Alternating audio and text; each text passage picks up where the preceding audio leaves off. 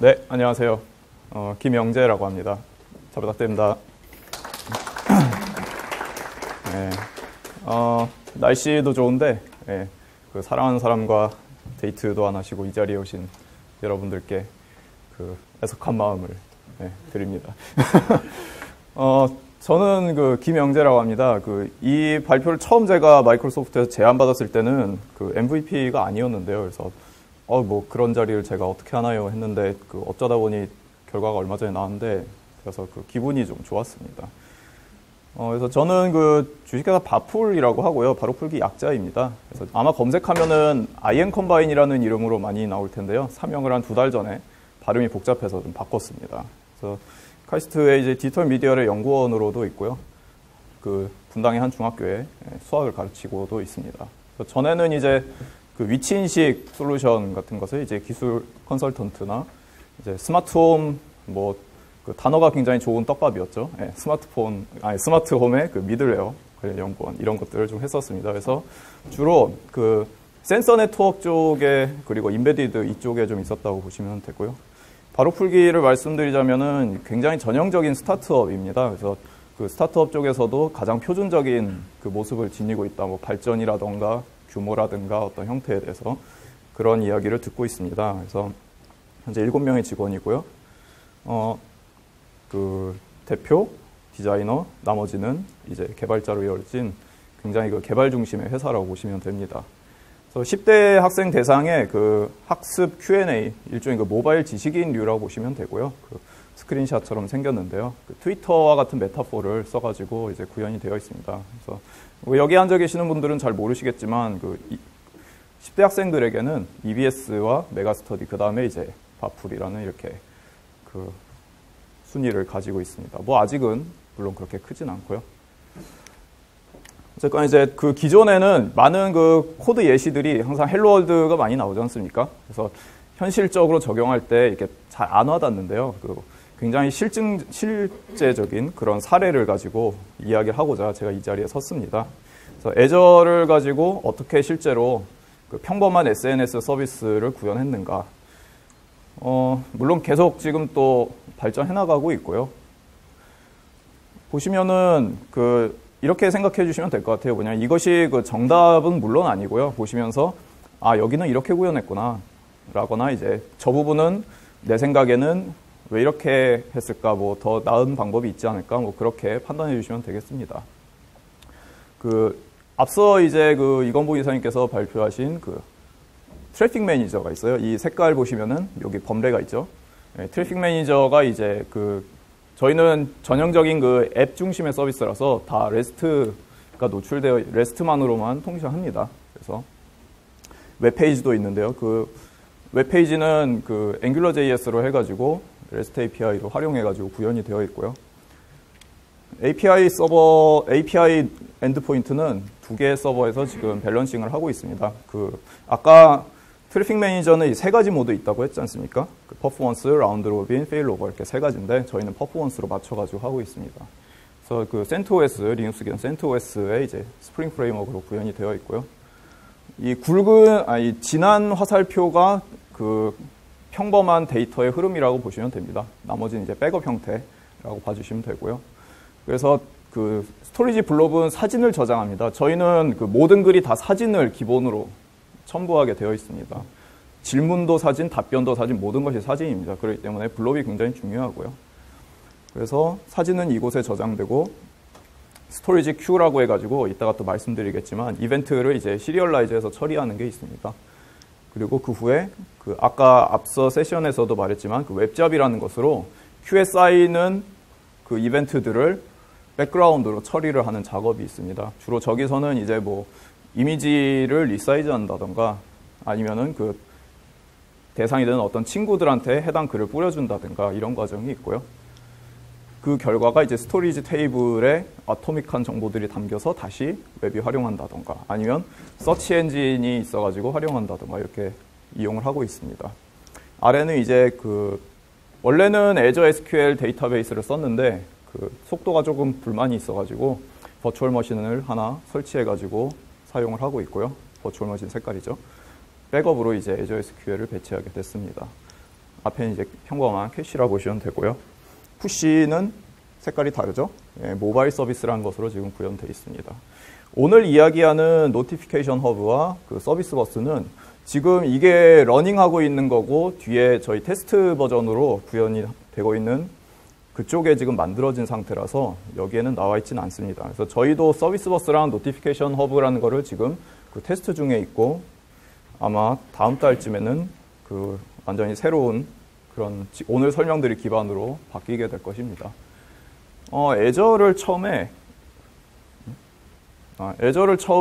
도입하게 된 건 저희는 처음에 그 KT U-클라우드를 썼습니다. 그래서 U-클라우드를 썼는데 이제 단점이 저희는 분명히 사진 중심 서비스인데 그 블롭 서비스가 좀 약하더라고요. 예. 있긴 있는데 그 활용도 좀 어렵고요. 거기 배영식님 그 남기지 마세요. 이벤트 떠요. 네, 저희 계십니다. 그리고 통계 기능도 조금 약하고요. 그래서 파스는 거의 없다시피 했습니다.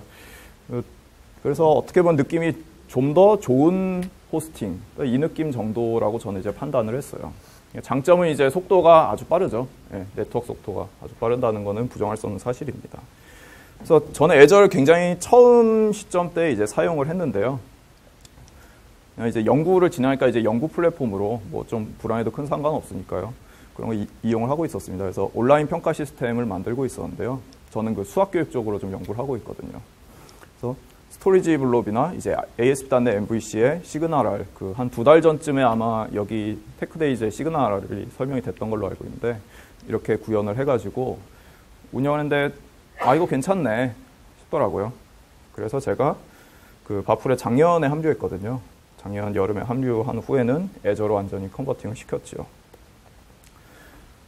사실 그 AWS 그 전에 AWS도 썼고 KT U-클라우드도 바풀이 처음엔 썼고 여기서 지금 애저를 쓰고 있는데 뭐 기술이라는 게 다 자기들 것이 낫다 그러지 않습니까? 예. 다 특징도 다 분명히 있고요. 가격도 뭐 소소하게 어떻게 보면 10%에서 15% 정도 차이밖에 안 납니다. 그래가지고 금액이 어느 정도 충분하다는 하에서는 어떻게 보면 이제 기술 그 디시전은 그 사람의 그냥 취향에 좀 타기도 하는데요.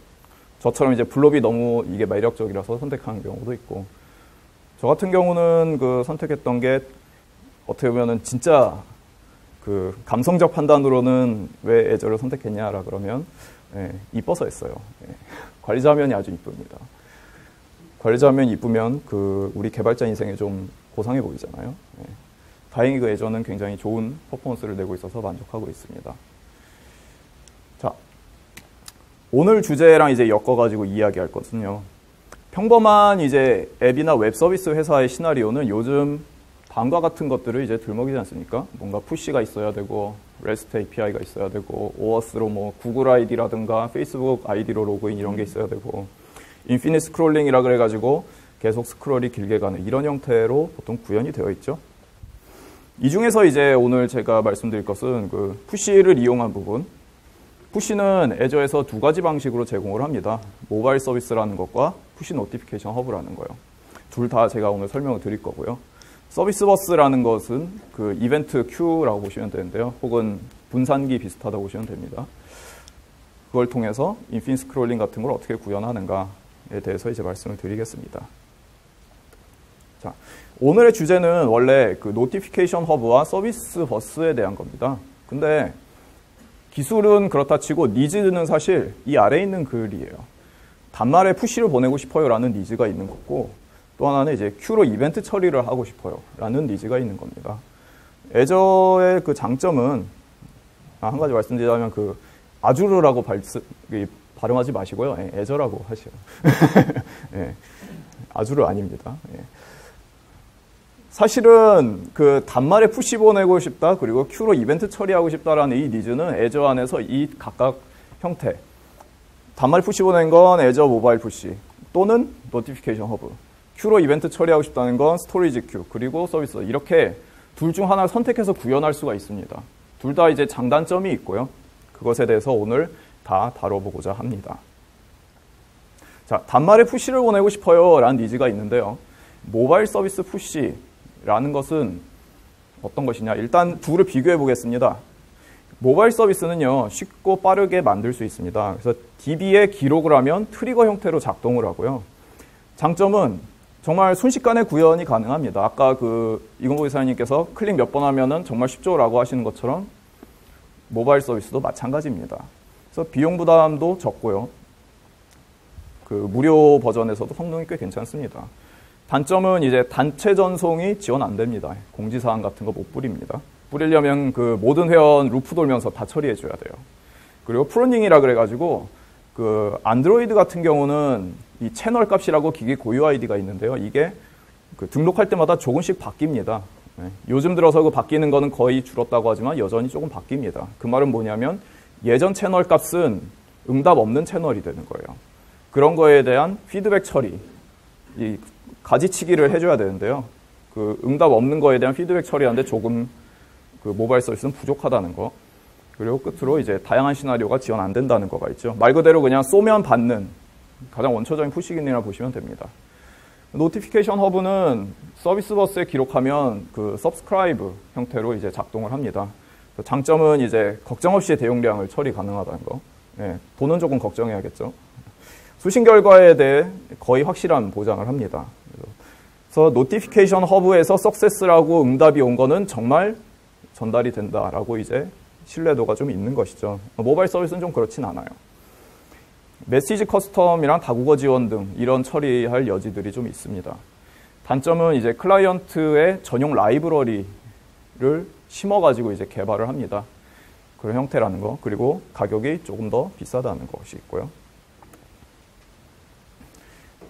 먼저 모바일 서비스에 대해서 설명을 드리겠습니다. 모바일 서비스는 이 내부 약자로 Zumo라고 말을 하기도 합니다.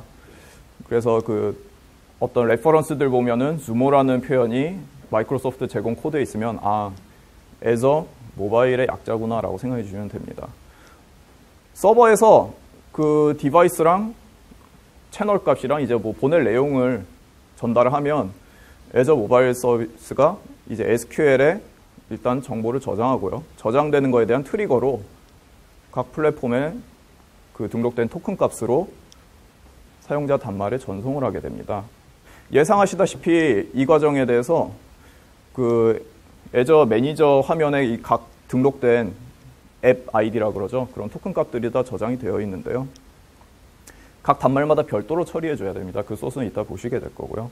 결과는 로그로 이렇게 딱 담기는데 보시다시피 담기고 뭐가 없어요. 그냥 담고 끝입니다. 그래서 나중에 관리자 화면 가서 수신이 분량이 조금 나네, 수신이 잘 되는 값네 이렇게 그냥 확인을 할 수밖에 없습니다. 계속 진행하기 전에 궁금한 게 있는데요. 애저 지금 안 써보신 분 손 들어보실래요? 애저 한 번도 안 써보시면 꽤 되네. 네. 그리고 활발하게 쓰시는 분 예. 마이크로소프트 분들 말고요. 네, 그렇군요. 제가 수준에 맞춰서 설명해야 되니까. 그러니까 계정이랑 이제 맛배기는 다 해보신 분들이 또 반 정도 계시는 것 같네요. 자, 마이크로소프트 기술을 접할 때 개발자 입장에서의 장점은 문서화가 정말 잘 돼 있다는 거죠. 예.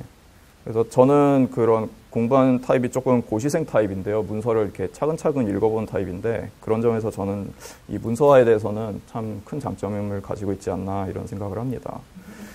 여기 보시면은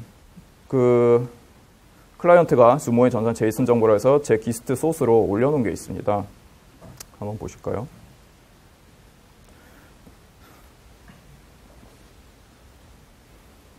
보시면은 이제 헤더들을 입력한 걸 보실 수 있습니다. 확대를 해서 보면. 그리고 플랫폼을 이거 안드로이드에 보낸 예시인데요. 안드로이드라고 지정을 해주고 채널은 이제 서버가 우리가 직접 만든 서버가 가지고 있는 안드로이드 전용 채널 값입니다. 그리고 보낼 텍스트들을 쓰고 이것을 이제 애저 모바일 서비스에다가 HTTP를 포스트로 날리면 푸시가 가는 거죠. 굉장히 심플한 원리입니다. 자, 그러면은 아까 트리거로 작동한다는 부분이 어떻게 동작하는지 한번 보면요. 애저 모바일 서비스의 푸시고요. 지금 여기 구글 API 키 같은 것들이 쭉 있죠. 네. 스크립트라고 있습니다. 이 스크립트 보시면은, 아이고, 고객님들 자꾸 이 이벤트 보내지 마세요. 그 아이템 플랫폼이라 해서 안드로이드 있고 iOS가 있죠. 예, 각각마다 이 별도로 지정된 이 스크립트가 실행이 됩니다. 보시면은 DB에 인서트가 된 후에 이제 실행이 되도록 이렇게 작성이 되어 있습니다.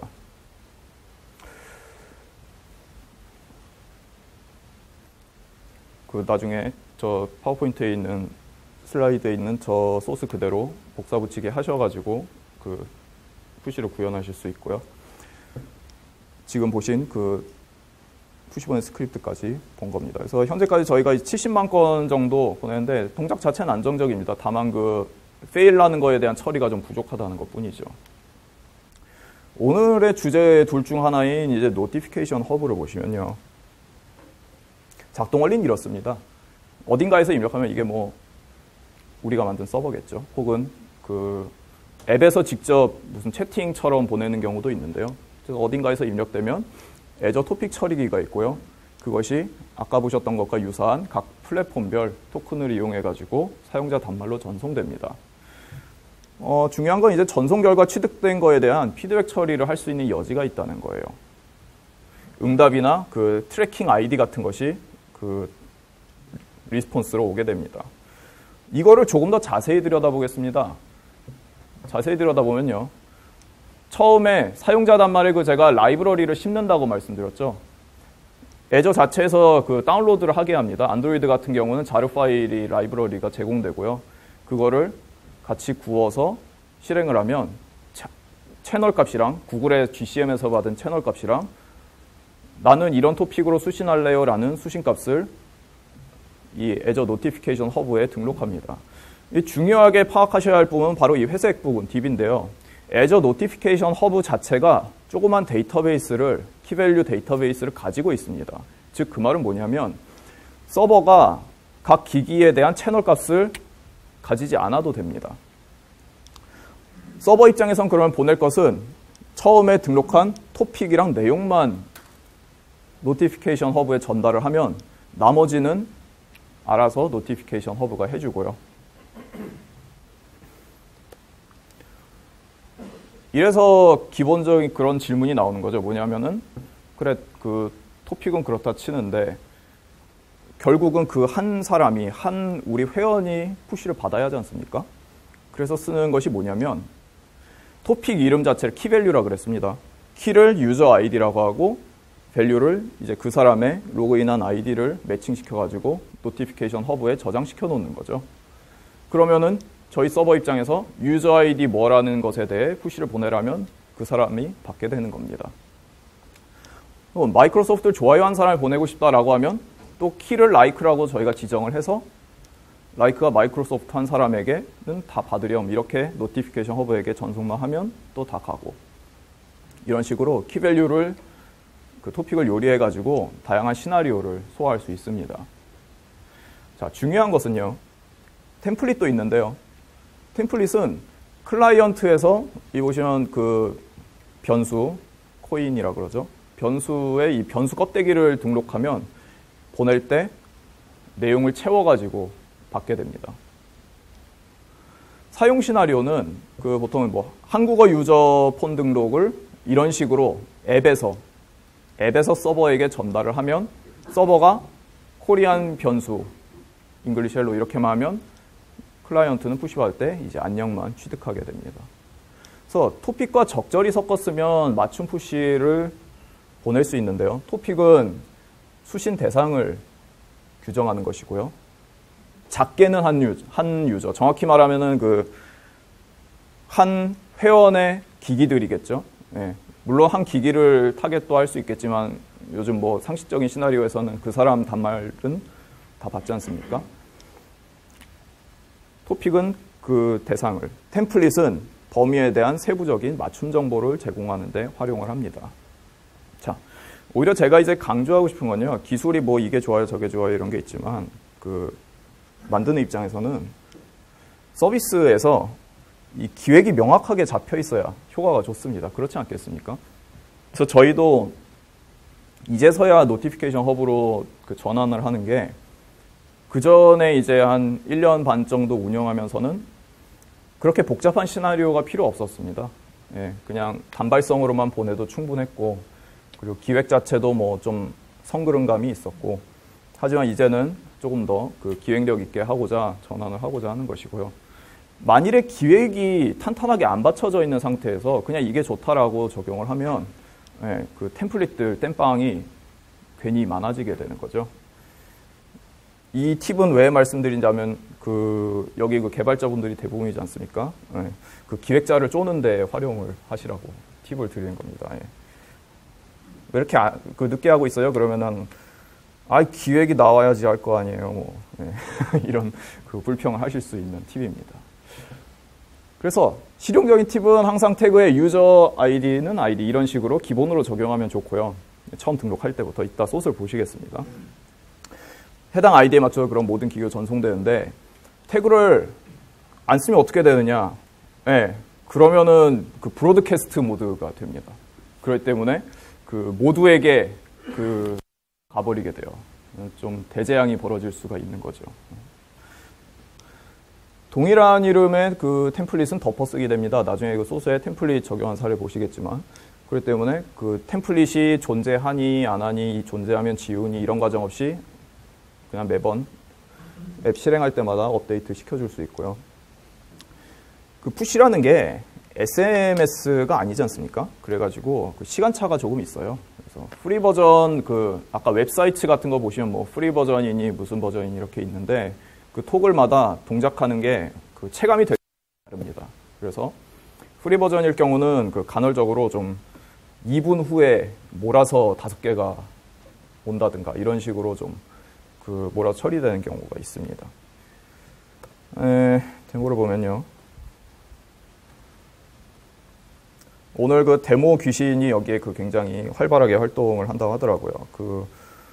들으셨는지 모르겠지만 처음 발표하신 우리 김명진 부장님께서는 노트북이 고장이 나셨어요.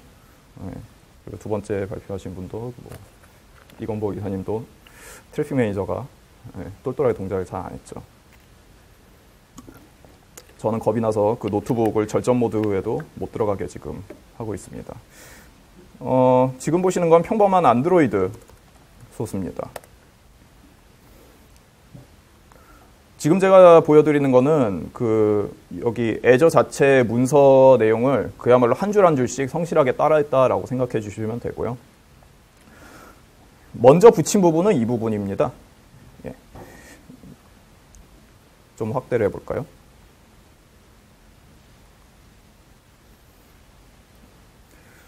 안드로이드를 아마 처음 보신 분들도 계시니까요. 그냥 개념 설명만 하겠습니다. 이 온크리에이트가 이제 처음 진입점이거든요. 진입점에서 이제 노티피케이션 매니저를 해가지고 샌더 아이디가 구글 GCM에 등록된 그 앱 토큰 아이디입니다. 그걸 통해서 수행이 되고요.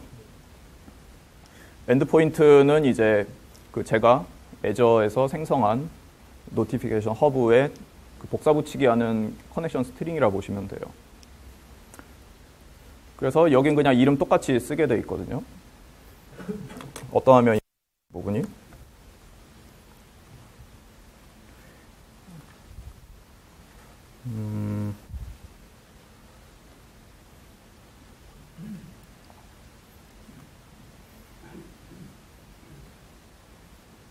예, 하브 푸시라고 있죠. 이 부분이 지금 여기는 요 스트링입니다. 이거에 대해서 걱정할 필요가 없는 게 커넥션 인포메이션 누르면 이 이름으로 복사 붙이기 하세요라고 써 있습니다. 해상도가 작아가지고 오케이 버튼이 됐구나. 주의하셔야 할 것이 있는데요. 저도 늘 헷갈리는 겁니다만, 자, 처음에 메뉴를 클릭했을 때 커넥션 인포메이션이 나오는 화면하고요.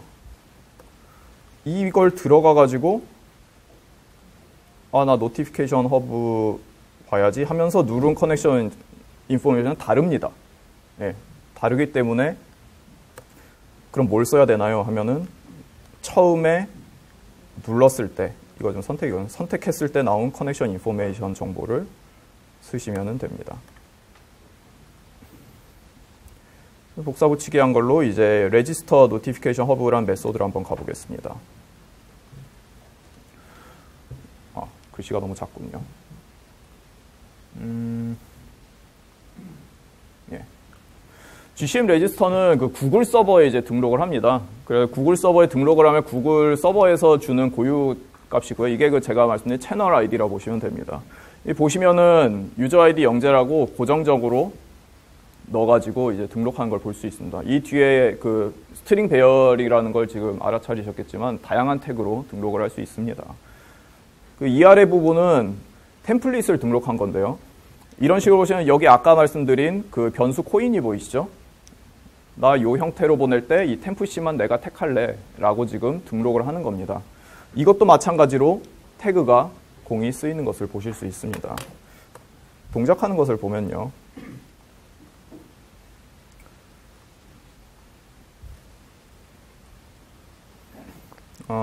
그래들이 굽는 게 아마 엄청 느릴 겁니다. 이게 어마어마하게 느릴 텐데 설명을 좀 하면서 구워지면은 진행을 하겠습니다. 떴네요. 생각보다 빠르네요.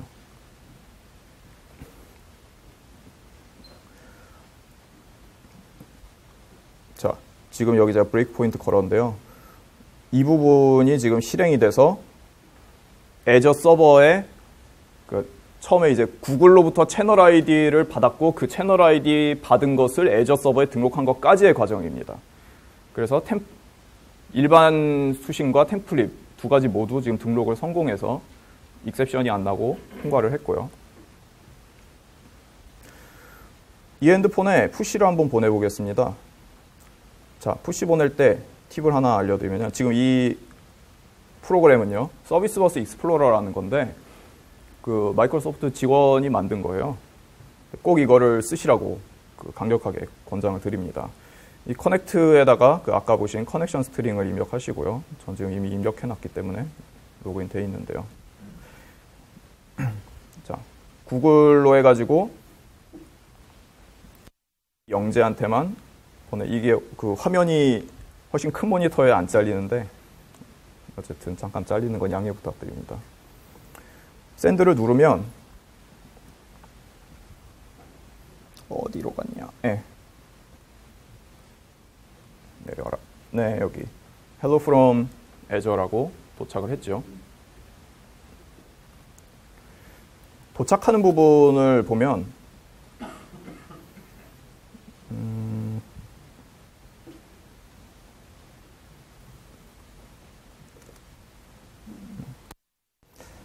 이게 이제 노티피케이션이 도착했을 때 처리되는 건데요. 애저만이 제공되는 포맷을 안드로이드 앱이 인식하도록 해주는 부분입니다.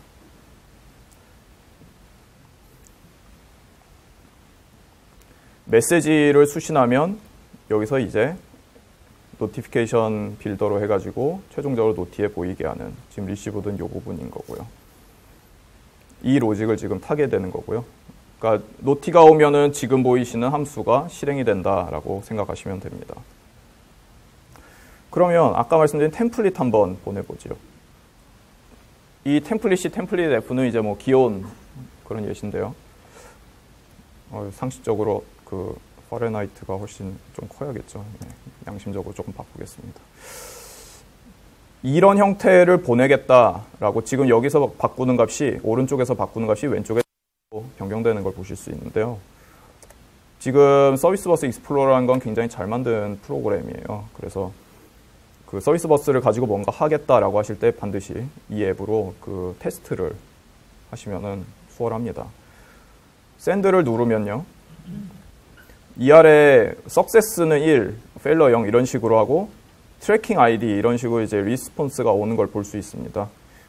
이걸 이용해 가지고 이것만 이제 그 저희 서비스 서버가 따로 취득을 해 가지고 그런 가지치기, 불량 메시지에 대한 가지치기를 수행할 수 있는 걸 나타내고요. 리시브드 45가 왔죠. 템프 C만 지금 취득했습니다. 왜냐하면 저희가 소스에서 템프 C만 받겠다고 했기 때문입니다.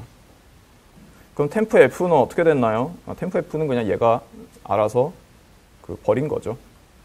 그러면은 이런 질문을 하실 수 있습니다. 뭐냐면은 우리는 다국어가 30개 국어가 있어요.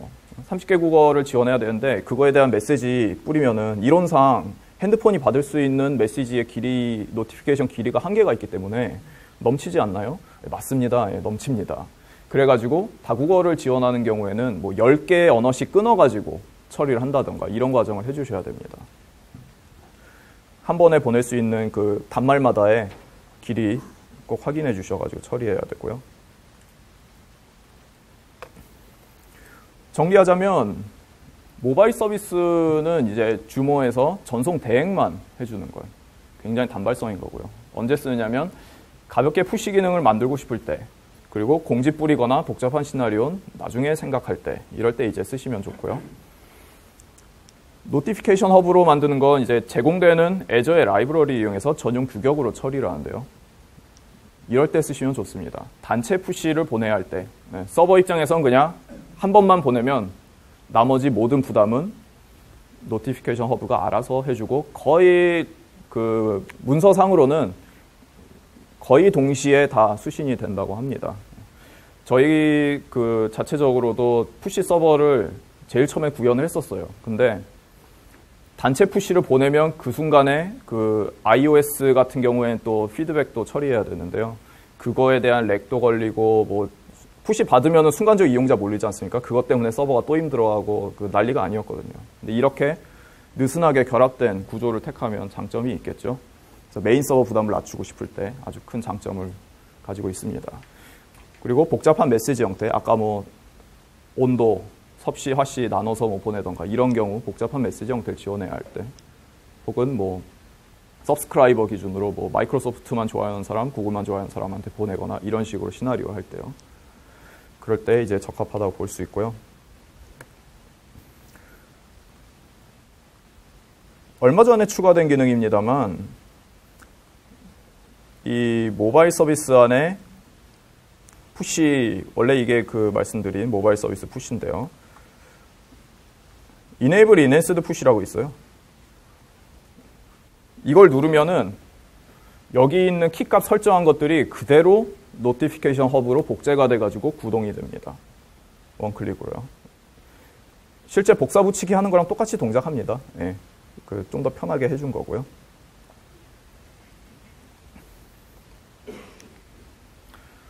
자, 주의할 점. 정말 한 단계씩 차근차근 해주세요. 예, 우리나라 사람들 잘 못하는 거 이거지 않습니까? 예, 진짜 한 단계씩 차근차근 하는 거예요.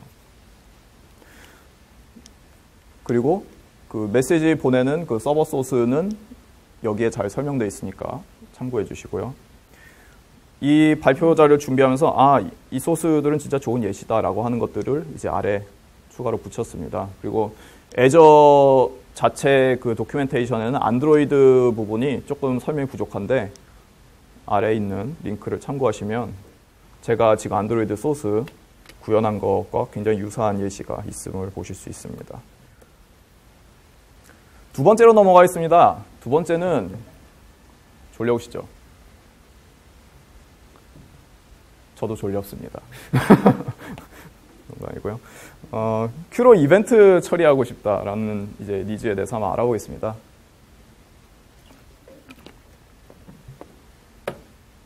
큐도 두 가지로 제공을 합니다. 네, 참 욕심이 많습니다, 애저가. 첫 번째, 스토리지 큐로 이제 쉽고 빠르게 만드는 방법. 그리고 서비스 버스 큐로 발전적으로 만드는 방법. 이렇게 두 가지가 있는데요. 동작 원리는 이제 스토리지, 애저 스토리지라는 서비스가 하나가 있는데 제가 제일 좋아하는 거기도 합니다. 블롭이라고 아까 말씀드린 것이 이것 중에 하나인 거고요. 이 스토리지의 응용판입니다. 그리고 이것의 장점은 그 순식간에 구현이 가능하다는 거. 손이 느리셔가지고 빨리 못 만드시면서 저한테 왜 순식간에 안 되냐고 이렇게 컴플레인은 하지 말아주시고요. 예, 차근차근 하면 굉장히 빨리 됩니다. 애저 웹사이트의 웹작가 찰떡궁합인데요. 이전에 이건모 이사님께서 웹작을 잠깐 설명하셨는데요. 이따가 같이 소스를 한번 보겠습니다. 얼마나 찰떡 공안인지는 한번 보시게 될 거고요. 단점은 이제 실시간성이 중요하다면 그 약간 좀 느리다는 거. 그래서 보통 드는 예시가 이미지를 리사이징하거나 그런 좀 시간에 너무 예민하지 않은 작업하는데 적당하다라고 이제 문서에서도 설명하고 있습니다. 서비스 버스 큐는 동작 원리가 그 서비스 버스에 기록하면 이거 그쵸, 서브스크라이브긴 하죠. 한 채널짜리 서브스크라이브죠. 이렇게 작동하는 거고요. 장점은 그 부담 없이 대용량 처리가 가능하고요. 그 실제 게임에서도 이것을 좀 쓰고 있다고 저는 알고 있는데요. 그만큼 그 스피드에서도 어느 정도 이점이 있다고 알고 있습니다. 그리고 굉장히 풍부한 API, 뭐 보안적인 측면에서나 성능적인 측면에서나 굉장히 풍부한 API 가지고 있습니다. 이 단점은 당연히 테이블보다는 조금 더 그 비용이 있는 걸로 알고 있고요. 그래서 둘의 이제 스펙 비교나 코드 비교는 아래 링크를 참고하시면 되겠습니다. 이렇게 이해하시면 될 것 같아요. 그 스토리지 큐는 스토리지가 가지고 있는 특성을 고스란히 다 물려받고 있다고 생각하시면 되고요. 서비스 버스 큐는 그 뭐랄까 좀 더 전문적인 그 채널을 하나 뚫어준다고 생각하시면 됩니다. 먼저 스토리지 큐를 한번 그 잠깐 보시겠는데요. 역시 어딘가에서 입력을 받습니다. 뭐 앱에서 받든 서버에서 받든. 그러면은 애저 스토리지는 큐, 블록, 테이블 이렇게 세 가지로 구성되어 있는데요. 그중 이제 큐를 이용해가지고 큐에 들어가면 웹사이트에 애저 웹사이트에 이제 웹잡이라는 하나의 기능이 자동으로 트리거돼서 뭐 이 뒤는 사실 자기가 하기 나름입니다. 그 결과를 테이블에 넣든 뭐 뭘 하든간 말이죠. 매력적인 부분은 큐가 입력받으면 웹잡에서 자동으로 실행된다는 겁니다. 트리거가 돼서. 예시를 보면요. 예시를 보면 이제 콘솔 프로그램을 그 비주얼 스튜디오에서 만듭니다. 만든 다음에 깃허브로 올리면 아까 그 이공호 이사님께서 그 깃에다가 올리면은 자동으로 디플로이 된다고 그 말씀하신 거 기억하시죠? 자동으로 웹사이트의 하부 기능이기 때문에 웹잡이 자동으로 디플로이 받는데 재미난 부분은 그 웹잡이란 걸 자동으로 인식합니다. 여기 보이는 요 딸랑 요만큼 소스 있지 않습니까? 이거 그대로 깃에다가 올리면 자동으로 너 웹잡이야 라고 인식해가지고 돌아줍니다. 그 도는 형태는 이제 트리거 혹은 계속 실행, 컨티뉴어스라고 그러고요. 스케줄링 이렇게 실행 유형을 클릭 한 번으로 지정할 수 있습니다. 여기 보시면은 아규먼트에 q 인풋 웹잡 Q라고 이제 돼 있는데 이게 그 Q를 만드는 제가 이름 지은 부분인데 그 Q에 들어가면 무조건 얘를 실행하라라고 단 이렇게 아규먼트 하나만으로도 Q에 들어간 정보를 취득하고 활용할 수 있습니다. 참고로 아까 말씀드렸듯이 이제 간단한 작업 같은 게 좋고 속도가 그렇게 빠르지 않은데 얼마나 빠르지 않냐 하면은 뭐 대충 1초 정도라고 생각하시면 됩니다. 관련 문서는 뭐 나중에 클릭을 하시고요. 예시를 보면은 지금 활용되고 있는 소스인데요. 큐 프로세서를 보시면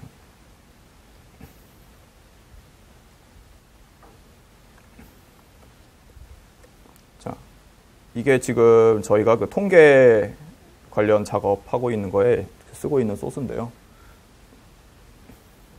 딱 두 줄을 쓰면 이제 웹잡으로 인식을 하게 됩니다. 그래서 statistics라는 큐를 잡으면 여기 제이슨 스트링만 집어넣으면은 제이슨을 이제 저희가 파싱해서 말 그대로 이짓 저짓 해가지고 테이블에 넣어주는 이런 거를 저희가 지금 돌리고 있습니다. 서비스 버스 익스플로러 말고 제가 또 하나 소개해드릴 툴은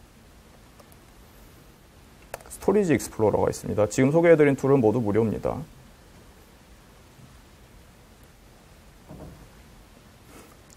오른쪽 위를 보시면 제가 지금 연결한 스토리지 계정인데요. 블록, 큐, 테이블 이렇게 쭉 있는 걸 보실 수 있고요. 큐에 뭐 스태티스틱스 집어넣고 그러면은 뭐 어떻게 실행된다 이런 거를 이 애저 스토리지 익스플로러에서 바로 메시지 넣어가지고 실행할 수 있습니다.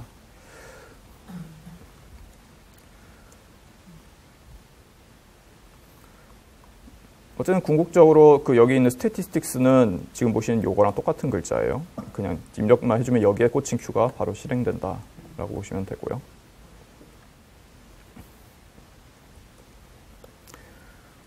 서비스 버스로 넘어가겠습니다. 서비스 버스는요, 사실 푸시 노티피케이션 허브도 서비스 버스의 토픽의 응용입니다. 서비스 버스라는 건 크게 4가지로 나뉘어 있는데요. 큐, 토픽, 릴레이, 노티피케이션 허브 이렇게 4가지로 나누어져 있습니다. 아마 또 몇 가지가 더 붙지 않을까 싶기도 합니다만, 이렇게 4가지죠. 간단하게 이제 개념만 잡고 넘어가겠습니다. 이제 큐는 선입선출, 맞죠? 선입선출 방식의 대계열인 거고, 여기 뭐 다 익숙하실 겁니다. 주로 이벤트 처리에 활용하죠. 그래서 이게 OS의 이벤트 큐라는 게 핵심 요소지 않습니까? 그래서 뭔가 서비스를 좀 더 오퍼레이팅 시스템 수준으로 뭔가 아키텍처링 할 때 필수적으로 활용할 수가 있을 것입니다. 토픽은 이제 큐의 확장판으로 분기해준 스위치가 더해진 거죠. 사실 정확히는 스위치는 아닙니다. 왜냐하면은 스위치는 여러 개 중 하나만 선택해서 가야겠지만 이거는 조건을 복합해가지고 또 쓸 수 있거든요. 그러니까 엄밀히 말하면 사실 스위치는 아니지만 어쨌든 분기 장치가 존재한다는 거고요. 그래서 전형적인 이제 퍼블리셔 서브스크라이버 모델이라고 하지 않습니까? 그런 식으로 이제 활용을 할 수 있습니다. 릴레이는 WCF를 활용한 서비스 제공 모델인데요. WCF는 뭐 익숙하지 않은 분이 꽤 계실 것 같습니다. 그래서 WCF 기반 윈도우즈 커뮤니케이션 파운데이션이라고 그러죠. 이제 서비스가 구축된 엔터프라이즈 환경에서 주로 활용을 합니다. WCF는 REST 기반 웹 API 기능 외에 뭐 동기화, 양방향성, 뭐 세션 처리 보안 이런 거에 대한 처리 여지가 많아가지고 엔터프라이즈 환경들에선 좀 저희 같은 심플한 REST면은 다 오케이라는 웹 서비스가 아니라 뭔가 좀 더 복잡한 기업 환경에서는 많이 사용되고 있는 걸로 알고 있습니다. 솔직히 저는 썼는데 제가 머리가 나빠가지고 쓰기 좀 어렵더라고요. 설정 하나 꼬이면은 한없이 이상한 곳으로 빠지고요. 서비스 버스 큐는 간단한 구조인 만큼 코드도 굉장히 단순합니다. 보시면은 뭐 여러 친구들이 꼽아주겠거니, 그리고 그걸 가져다가 쓰겠거니. 코드도 보시면은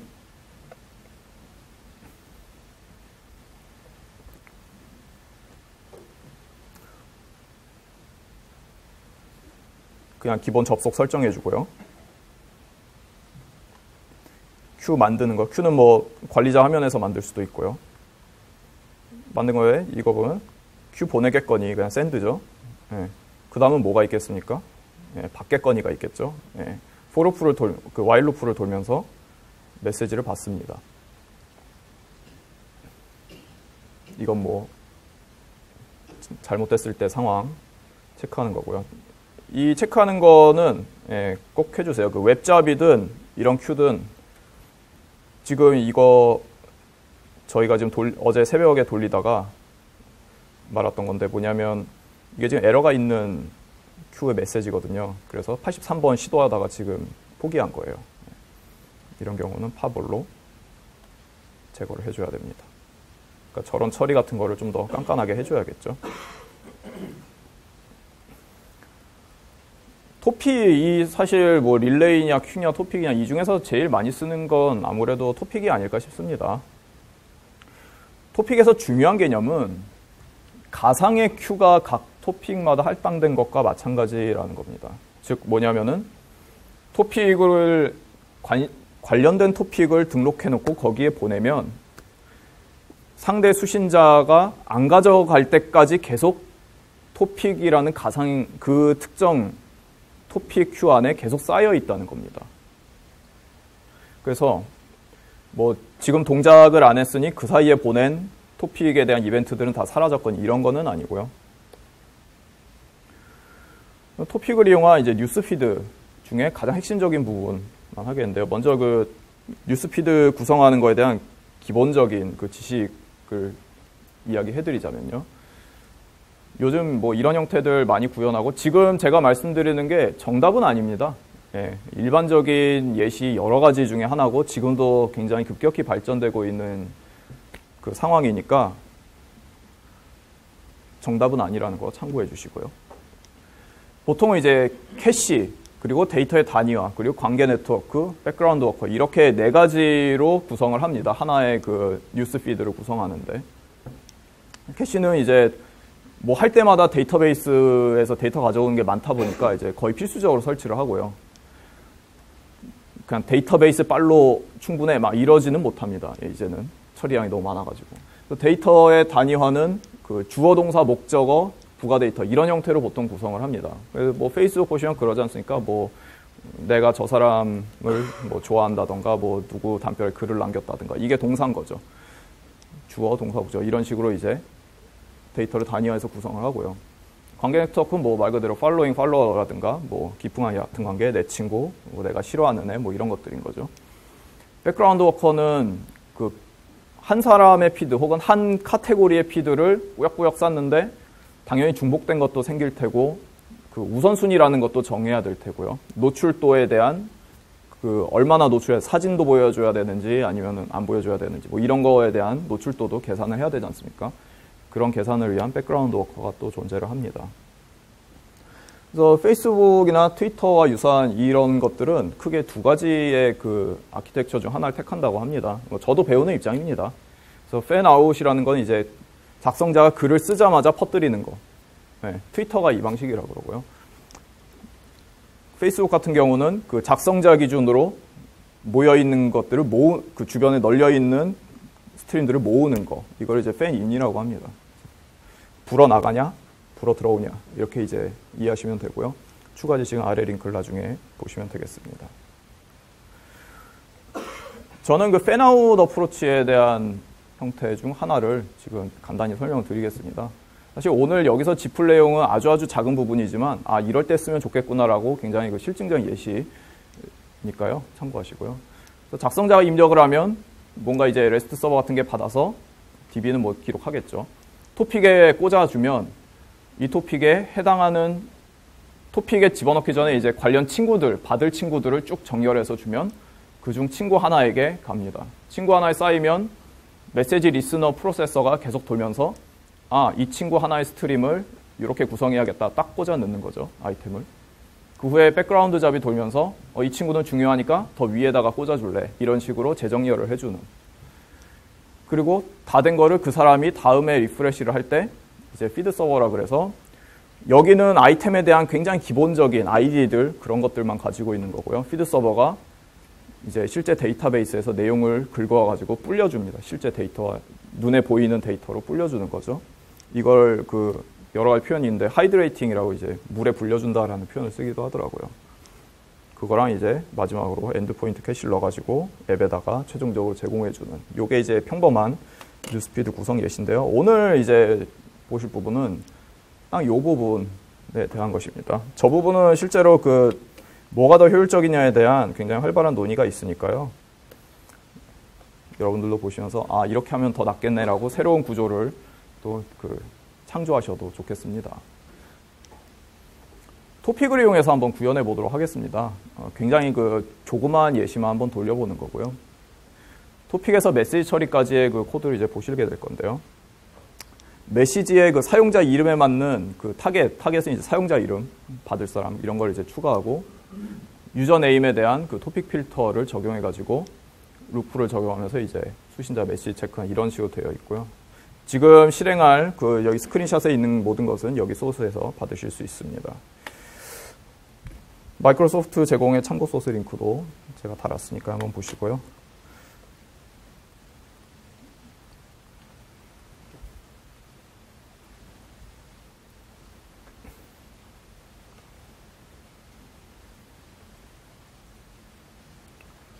예, 떴군요. 저는 제가 콘솔 공포증이 있어요. 그 검은 화면에 키보드로 치는 걸 굉장히 좀 겁나하는 사람이기 때문에 그 GUI를 까가지고 제가 작성을 했습니다.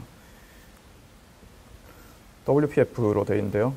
커넥션 스트링 넣고 누구에게 보낼지 체크하고 그거에 따라서 이제 가까이 뉴스피드에 쌓이는 걸 이제 보실 수 있습니다. 뉴스라는 그 토픽 채널을 저희가 정해서 이용을 할 거고요. 이건 제가 애저에 미리 만들어 놨습니다. 이 그 바풀 처음에 애저에 그 옮길 때 이 왼쪽에 메뉴가 한 6개 정도였습니다. 예, 대여섯 개 정도. 스토리지까지밖에 없었습니다. 이제는 어마어마하게 많아졌어요. 예.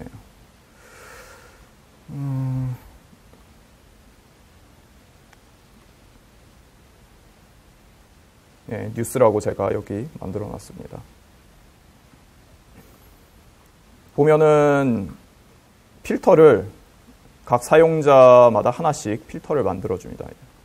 즉 토픽에서 받아야 될 분기점들을 지금 길동이란 이름이랑 영재란 이름으로 만들었고요. 수신 프로세스를 스레드로 해가지고 한번 돌려주도록 했습니다. 스레드를 실행해주고요. 버튼에서 메시지를 보낸다라고 클릭하면 각각 체크된 거에 따라 해당 메시지를 보내게 했습니다. 중요한 건 이 부분인데요. 그 네임스페이스, 그러니까 이 네임스페이스가 그 토픽 채널이라 보시면 됩니다. 이 채널을 뚫을 때 해당 타겟이 이 이름을 가지고 있습니다. 이거 전형적인 SQL문이거든요. 네, 스트링 비교하는. 이거에 해당하는 것만 내가 다 빨아먹을래 라고 하는 거를 지정해 주는 거죠. SQL 필터라는 점을 여러분들이 지금 보셨다시피 대단히 다양한 시나리오로 활용할 수 있습니다.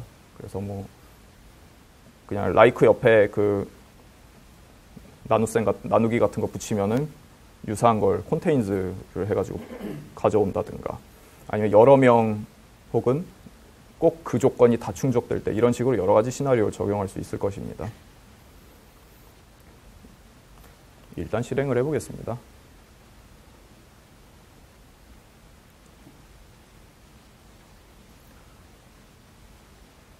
커넥션 스트링은 제가 따왔으니까 복사를 해서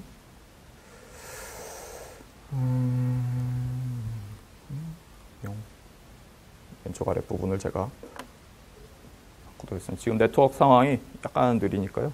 양해 부탁드리고요. 길동이한테만 보내볼까 하면은 제가 그 스레드 스탑을 조금 걸어놨기 때문에 지금 처음 접속에 약간 시간이 있습니다.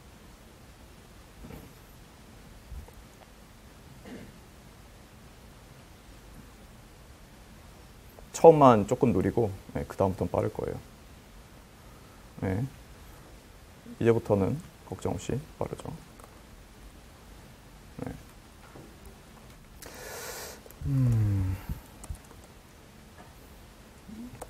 뭐 괜히 쓰는 거 생각하느라 죄송합니다. 네. 어쨌든 이런 식으로 성실하게 가는 거를 보실 수 있습니다.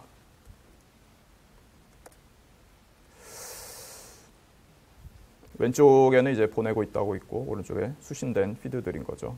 이런 식으로 각각의 그 리스트에 오는 대로 쭉쭉 채워 넣을 수가 있어요. 언제 그거를 위로 퍼올리는 건 또 별도의 프로세스니까요. 여기선 다루지 않고요. 그런데 그 여기서 이제 중요하게 파악하셔야 될 게 토픽의 제약 사항입니다. 그래가지고 그 무작정 그러면은 우리 회원이 50만 명인데 50만 명 다 여기 토픽에 등록할 수 있어요? 그렇지는 않고요. 2,000명까지 된다고 보시면 되고요. 2,000개죠, 정확히는. 네. 2,000개까지 적용되는데 그러면은 그 우리 10만 명 어쩔 뭐 이런 식으로 이제 말을 할 수 있잖아요. 그럴 때는 이 토픽에 오토 포워딩이라는 기능이 있습니다. 오토 포워딩으로 토픽들을 분산해 가지고 처리를 할 수 있습니다. 그거에 대한 문서는 여기 링크들 읽어보시면 되겠습니다. 예, 다 끝났습니다. 꿀팁 몇 가지를 이제 마저 말씀드리자면요. 이런 요청 그 여기 개발자분들 가끔 받으시잖아요. 그 김 팀장 10분마다 그 이 URL에다가 신호 좀 먹여줘요. 이런 거 있으면은 그 코드 한 줄 없이 혹은 뭐 크론으로 뭘 쓰거나 이 콘솔에서 그러지 않고 스케줄러에 잡생성에 URL과 시간 주기만 입력하면 애저에서 그냥 알아서 해줍니다. 서비스 버스를 쉽게 관리하는 툴은 제가 아까 보여드린 서비스 버스 익스플로러, 그리고 스토리지도 아까 제가 보여드린 애저 스토리지 익스플로러 쓰실 수 있고요. 이 아래 부분은 좀 참고해 주세요. 왜냐하면 애저는 어떤 서버 언어와 잘 맞는가, API 지원의 성숙도 차원에서 우리나라 뭐 자바를 많이 쓰고 저희도 스프링 프레임워크가 되어 있지만 단넷이 당연히 그 말을 할 필요가 없죠. 단넷이 가장 지원이 확실하고요. 그 다음에는 이제 자바가 좀 지원이 괜찮고, 파이썬은 그 메소드가 몇 가지 조금 빠져 있어요. 물론 금방 또 채워지겠지만요. 어쨌든 시간차가 좀 있다는 거죠. 그리고 그 Node.js를 이제 모바일 서비스 같은 거랑 이용할 때 좀 활용도가 높아 보이더라고요. 저는 노드 쪽은 잘 몰라서 깊게는 말씀 못 드리겠습니다. 그래서 나머지는 참고 자료들을 쭉 지금 말씀을 드렸습니다.